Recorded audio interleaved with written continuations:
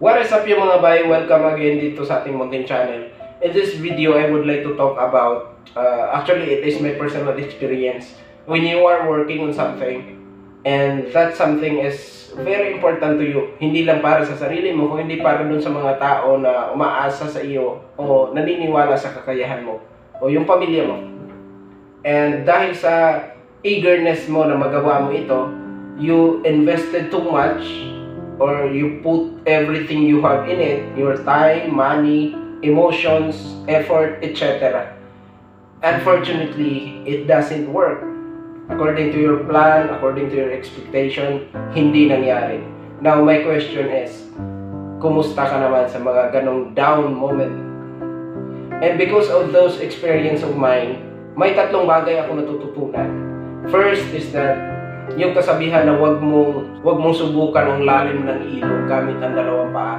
It is very important na malaman at maintindihan natin kung anong ibig sabihin nun. And second is very important from the beginning na meron tayong dinedevelop na option plan or backup plan, plan B. Just in case hindi mag-work yung plan A, then meron pa tayong option to proceed, which is yung plan B. Kasi there is no such thing na 100% guaranteed na hindi ka makaka-encounter ng any obstacles or any problems along the way. So, very important na mayroon na tayong specific na plan na naka-design para doon from the beginning. Third, which is the most important sa lahat, very important na mayroon tayong pinanghahawakan.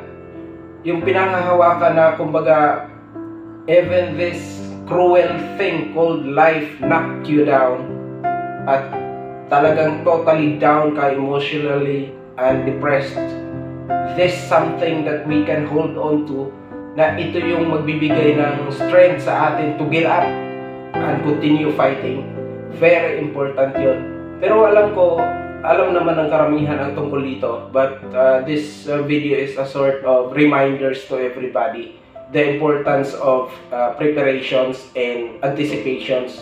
So, yun lang mga bay. Again, I wouldn't take much of your time dahil alam ko mahalaga yung oras mo. And I hope na kapag-impart ako ng kahit kunting information sa iyo. And if you do, pakibigyan mo naman ako ng malaking thumbs up dyan. Yun lang naman at wala na akong ibang hinihingi. Thumbs up lang, ayos na ako. Alright, maraming salamat sa panonood.